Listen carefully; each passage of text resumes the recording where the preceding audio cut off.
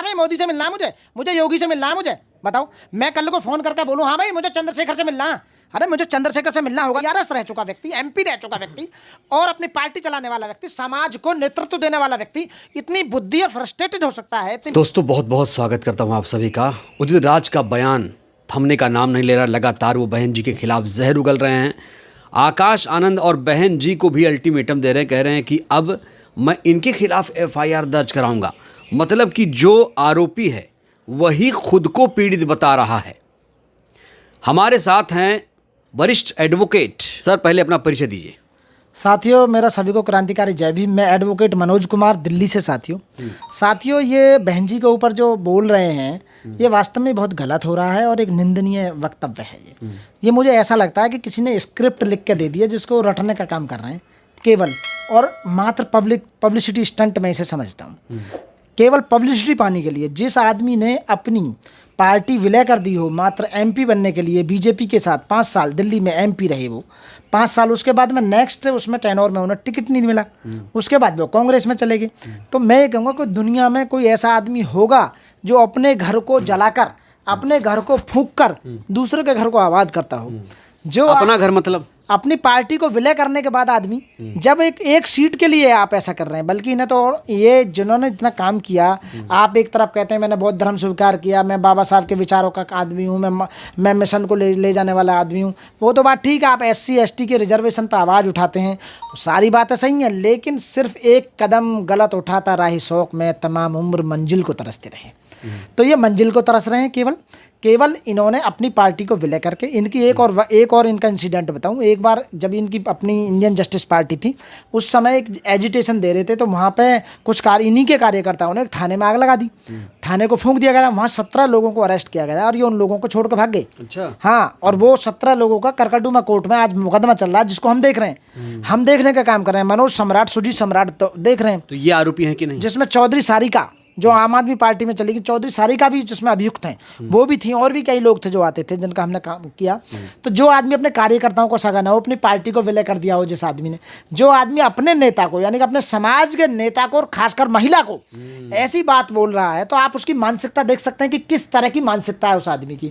तो मेरा जो एनालिसिस है वो ये है मान्यवर कि ये फ्रस्ट्रेशन में आ चुके हैं, ये फ्रस्ट्रेट हो चुके हैं क्योंकि इनकी नेतागिरी बंद हो चुकी है। पॉलिटिकल कैरियर फ्लॉप हो जाने के बाद में अब समाज इनके साथ नहीं, वोटर इनके साथ नहीं, सपोर्टर इनके साथ नहीं, इनके कार्यकर्ता इनके साथ छोड़ के चले गए, पार्टी विलय कर दी। तो आदमी फ्रस्ट्रेट नहीं होगा तो क्या नहीं होगा? फ्रस्ट्रेट होने के बाद एक महिला ही मिली थी, वो जो 4 बार उत्तर प्रदेश की मुख्यमंत्री रह चुकी हों। हाँ, बिल्कुल। उनको टारगेट करने का क्या उद्देश्य है? मैं बताता रहा हूँ, पब्लिसिटी पाने के लिए, केवल पब्लिसिटी पाने के लिए। और कांग्रेस के नेता उनके फेवर में आ रहे हैं। उन्हें पता है कि भाई ये बहन जी जो हैं हमारी वो आदर्श नेता हैं और एक बहुत बड़ी सूबे की 4 बार मुख्यमंत्री हैं, एक बहुत बड़ी पार्टी है, राष्ट्रीय लेवल की पार्टी है बहुजन समाज पार्टी। उसका बहुत बड़ा वोट बैंक है, करोड़ों करोड़ों वोट बैंक है, ऐसी बात नहीं। उनके कार्यकर्ता बहुत हैं, सारा स्ट्रक्चर पूरे सारे स्टेट में उनका बना हुआ है। एक विचारधारा पर टिकी हुई पार्टी, महापुरुषों की विचारधारा को लेकर और मिशन को आगे लेके चलने वाली पार्टी, भारत संविधान, बाबा साहब बोधिसत्व बाबा साहब के विचारधारा को लेके आगे वाले बढ़नी और संविधान को पूरी तरह से इम्प्लीमेंट करने वाली और बौद्ध में भारत का सपना। उदित राज ये क्यों बोल रहे हैं कि आंदोलन को बेच दिया? गलत बोल रहे हैं। वो स्टेटमेंट, वो वक्तव्य उनका गलत है। मैं ये कहूँगा किसी ने उन्हें एक स्क्रिप्ट लिख के दे दी है केवल पब्लिसिटी पाने के लिए, वो ऐसा कह रहे हैं जो बिल्कुल भी शोभा नहीं देता, बहुत निंदनीय है। ऐसे आदमी, इतना वेल क्वालिफाइड आदमी, अब मैं तो आपको मैं बताऊं, जो आदमी बहन जी के लिए ऐसा बोल सकता है, कल को बाबा साहब के बारे में भी बोल सकता है, वो पब्लिसिटी पाने के लिए अपने महापुरुषों के बारे में भी बोल सकता है। जो आदमी, उन्होंने एक बयान दिया बाबा साहब को लेकर कि अगर नेहरू नहीं होती तो बाबा साहब क्या कर लेते। बाबा साहब एक इतनी महान शख्सियत है जिनके बारे में पूरा वर्ल्ड जानता है, पूरी दुनिया जानती है। यानी कि उन्होंने एक डायलॉग आपने देखा होगा ना कि वो शेर बनने का इतना ही शौक है तो कुत्तों का सहारा लेना छोड़ दे कातिया। ये एक डायलॉग है, एक फिल्म का डायलॉग। सनी देओल कहता है घातक फिल्म में। तो यदि शेर बनने का इन्हें इतना ही ज़्यादा शौक है तो कांग्रेस में और बीजेपी में और इधर उधर पार्टियों में जाना छोड़ दें। क्या बसपा में आना चाह रहे थे, नहीं आने दिया गया ऐसा? नहीं, वो तो बहन जी का निर्णय है, किसी को आना किसी को लेना, वो तो मैं कह नहीं सकता। वो अपनी पार्टी पूरे जीवन चलाई, अपनी पार्टी को कैसे उन्होंने भाई फ्लॉप कर दिया, क्यों पार्टी को छोड़ के चले गए। तो मैं कह रहा हूँ शेर बनने का ज़्यादा शौक मत पालो, क्योंकि तुम्हारे बस की नहीं है। अब तुम बूढ़े हो चुके हो, तुम बहुत नीचे जा चुके हो। बहन जी के बारे में बोलकर केवल आपने देखा होगा बहन जी के करोड़ों करोड़ों फॉलोवर हैं, उनके समर्थक हैं, उनके वोटर हैं, उनके कार्यकर्ता हैं। बताइए कितनी बुरी बात है, कितना मतलब निंदनीय स्टेटमेंट। एक पढ़ा लिखा व्यक्ति, IRS रह चुका व्यक्ति, MP रह चुका व्यक्ति और अपनी पार्टी चलाने वाला व्यक्ति, समाज को नेतृत्व देने वाला व्यक्ति इतनी बुद्धि और फ्रस्ट्रेटेड हो सकता है, इतनी बुद्धि खराब हो सकती है कि मैं ये कहूँगा लास्ट में उन्हें पागल खाने में। कांग्रेस ने कार्रवाई क्यों नहीं की? कांग्रेस क्यों पार्टी की? कांग्रेस का वक्तव्य तो है ही उनका। कांग्रेस तो चाहती है बहन जी के बारे में बोले कि कांग्रेस भी बेचारी परेशान है, क्योंकि उन्हें पता था 1984 में जब पार्टी बनी थी सामाजिक परिवर्तन और आर्थिक मुक्ति के लिए मानवर काशीराम साहब ने पार्टी को बनाया था। तो वो इसलिए बनाया था कि भाई अपने लोग जो आज कांग्रेस में चापलूसी कर रहे हैं, चमचागिरी कर रहे हैं, तुम्हारा भविष्य उस पार्टी में नहीं है, तुम अपना घर आप खुद बनाइए। तो उनका जो वोट बैंक जो कहते थे सो कॉल्ड कि भाई SC ST का जो वोट बैंक था, OBC का वोट बैंक था, तो जब से बहुजन सुखाय बहुजन हिताय की बात आई, नीति आई, पार्टी बनी, तो उसका वोट बैंक इधर ट्रांसफर हो गया। तो कांग्रेस आपने देखा होगा 1984 से फिर ऐसे ही आप देख रहे हैं काउंटडाउन। इस बयान को कैसे देख रहे हैं, इस आरोप को जो गंभीर है कि बहन जी अब बीजेपी के साथ मिल गई हैं, सिर्फ बीजेपी को जिताने का काम कर रही हैं? बिल्कुल गलत है, सरासर गलत है। मैं इस बयान की पूरी तरह से निंदा करता हूं। वो बिल्कुल, बहन जी किसी के साथ नहीं मिली, बहन जी मिशन का काम कर रही हैं, पार्टी अपनी पार्टी के साथ हैं। बहन जी को कहीं जाते नहीं देखा होगा, बहन जी एक जगह रुकी हैं। नर जमा रहे मत डोला डामा डोल, उखड़े की कीमत नहीं जमे के लाखों मोल। यदि उदित राज जी एक जगह जमे होते तो उनकी आज कीमत होती, लाखों कीमत होती, कि 1 टके के एक जमे के लाख टका कीमत गिर जा हिलने से। आदमी की एक जब जमा होता है तो उसकी वैल्यू होती है, इनकी वैल्यू नहीं है समाज में।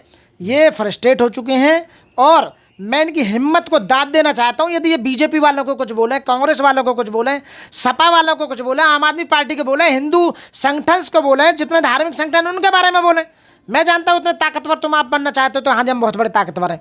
आप केवल अपने नेता के लिए, अपने ही उसके लिए आप ऐसी बातें बोल रहे हैं। तो क्या आप बताइए, जो SC नेता, SC आज की डेट में कोई राष्ट्रीय इतनी बड़ी पार्टी का कोई बहन जी के सिवा OBC वाले भी नहीं है भाई, अदर बैकवर्ड वाले भी दूसरों की चमचागिरी कर रहे हैं। सीट नहीं आ रही कह रहे हैं, आ जाएंगी, क्यों टेंशन करो, पहले आई है ना। आज भी राज्यसभा है ना भाई, रामजी गौतम जी हैं राज्यसभा मेंबर, उठा रहे हैं ना आवाज। बहन जी ने राज्यसभा से लात मार दिया, आपने पता होगा, केवल अपने लोगों के लिए, अपने लोगों के अधिकारों की बातों को लेने। तो ये लोग केवल चमचागिरी करने वाले लोग हैं, दूसरों की बात को कहने वाले लोग हैं। आज भी पहले बीजेपी में चमचागिरी कर रहे हैं, आज कांग्रेस में चमचागिरी कर रहे हैं। बड़ी खबर आई है, हाँ। चंद्रशेखर ने अभी बसपा ऑफिस फ़ोन किया है, हाँ। बहन जी से मिलना चाहते हैं। हाँ, तो मिल लेंगे, क्या परेशानी है? आप फ़ोन क्यों कर रहे हैं? आप डायरेक्ट जा सकते हैं बहन जी के पास, जा क्यों नहीं रहे? आपको भगा थोड़ी देंगे वहाँ कोई। आपको हमारे भाई सुजीत सम्राट जी हैं जो दिल्ली प्रदेश के उपाध्यक्ष हैं इस समय, उन्होंने उनसे कहा था, खुद ही एक वीडियो भी रिलीज हुई थी कि चलो हमारे पास आओ, हम मिलाना चाहते हैं बहन जी से, करो पार्टी को विलय और बहुजन समाज पार्टी में। देखा आपने वो वीडियो? हाँ मैंने देखा है।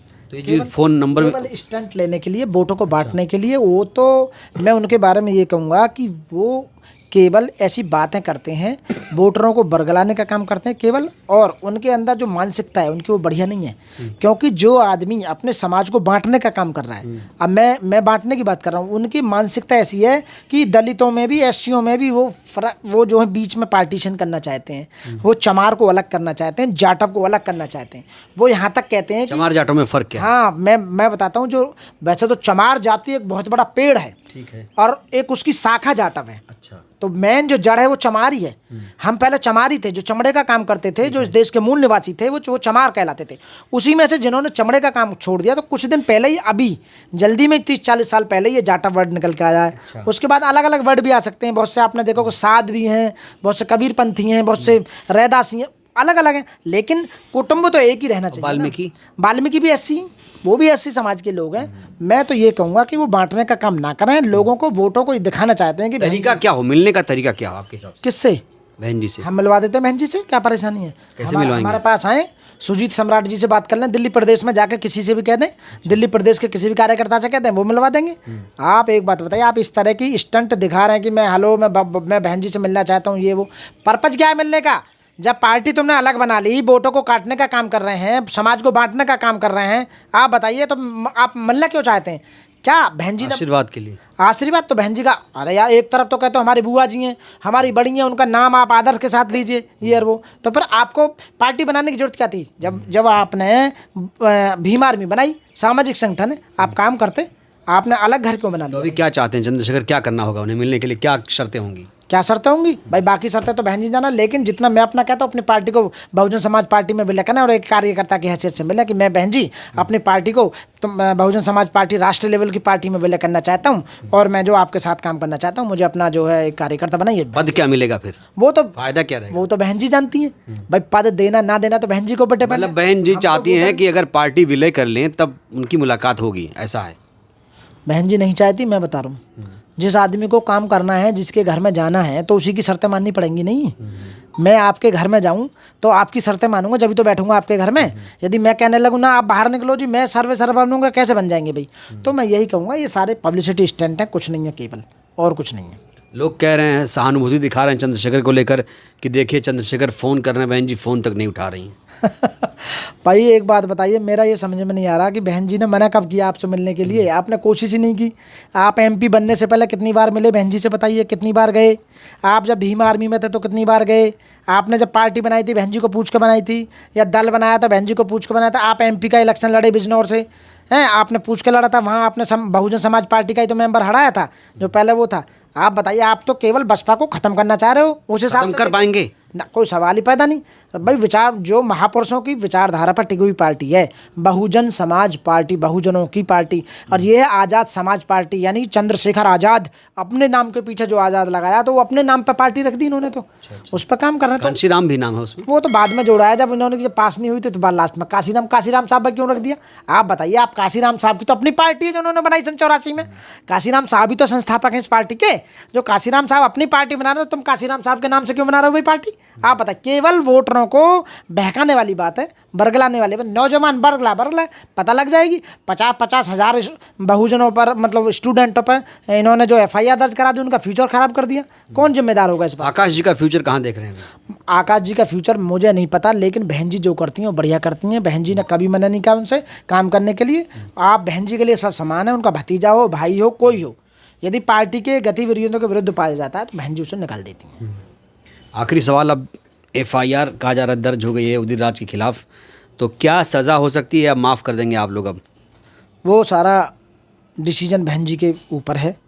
बहन जी हमारी सर्वोच्च श्रेष्ठ नेता हैं, वो दयालु नेता हैं, समाज के लोगों को माफ़ करती चली आई हैं, और फिर भी इतना काम किया, 50 साल का काम 5 साल में बहन जी ने किया। समाज फिर भी उनसे अपेक्षा रखता है। तो अब बहन जी इतनी दयालु हैं, तो यदि बहन जी से माफ़ी मांगेंगे और रिटर्न में लिख के कि बहन जी मुझे गलती होगी, तो शायद मुझे ऐसा लगता है कि इतनी दयालु, इतनी बड़ी नेता, उन पर शायद दया खा के उन्हें माफ़ कर दें। चंद्रशेखर को क्या करना पड़ेगा अब? न, चंद्रशेखर जी ने कौन सी बात कर दी जो माफ़ी मिलने के लिए? भाई मैं चंद्रशेखर मिला तो रहे, ऑफिस जाना पड़ेगा? हाँ बिल्कुल जाना पड़ेगा भाई। आप आदमी उनके मिल जाएंगे। मैं यदि आपके घर मिलने जाऊँ तो मुझे क्या करना पड़ेगा? मैं यहाँ से गाड़ी उठाऊंगा, आपके घर जाऊँगा, जब भी तो मिलूंगा। तो उन्हें उनके घर जाना पड़ेगा, चंद्रशेखर वहीं बुलाएंगे उन्हें बहन जी को मिलने के लिए। यानी ये तरीका सही नहीं था आपके हिसाब से? नहीं, फ़ोन का क्या तरीका है, और वो भी पब्लिकली दिखा के, वो भी आप स्टंट ले रहे हो पब्लिक की नज़रों में, और वो भी लाइव चल रहा है, लाइव टेलीकास्ट पर दिखा रहे हैं, हाँ जी मुझे बहन जी से मिलना है। अरे यार, MP आदमी इतनी बुद्धि नहीं है कि कैसे मिलता है किसी आदमी से? प्रधानमंत्री से मिलने जाओगे तो प्रधानमंत्री ऐसे बोले, हाँ भाई मोदी से मिलना है, मुझे योगी से मिलना है, मुझे बताओ। मैं कल को फ़ोन करके बोलूँ, हाँ भाई मुझे चंद्रशेखर से मिलना है। अरे मुझे चंद्रशेखर से मिलना होगा तो मैं उनके घर चला जाऊंगा, वहाँ जाकर नाम लूँगा, टाइम अपना अपॉइंटमेंट लूँगा, मुझे टाइम दीजिए, मैं बहन जी से मिलना मैं चाहता हूँ, चंद्रशेखर से मिलना चाहता हूँ। तरीका है ना मिलने का। एक जज से मिलने जाते हैं, एक MP से मिलने जाते हैं, एक वकील से भी मिलने जाते हैं, अपॉइंटमेंट लेते हैं। इतने बड़े बड़े सीनियर वकीलों से, हाँ जी अपॉइंटमेंट दे दो, वकील साहब से मुलाकात करनी है। तो मुलाकात करने का तरीका एक पढ़ा लिखा व्यक्ति अच्छी तरह जानता है। बिल्कुल। तो तरीका जो है उसको लेकर सवाल खड़े हो रहे हैं, और मनोज जी भी इसी तरफ इशारा कर रहे हैं कि तरीका ये सही नहीं है। वो फिजिकली जाएं, ऑफिस जाएं, आवास पर जाएं, मिलें। बहन जी दयालु नेता हैं, मिलेंगी। और जहाँ तक उदित राज का सवाल है, उदित राज अगर सच्चे दिल से माफ़ी मांगेंगे तो बहन जी उन्हें भी माफ़ कर देंगी। बहरहाल इस वीडियो में इतना ही। बातचीत कैसी लगी आप लोग अपनी राय दीजिए। बहुत बहुत धन्यवाद।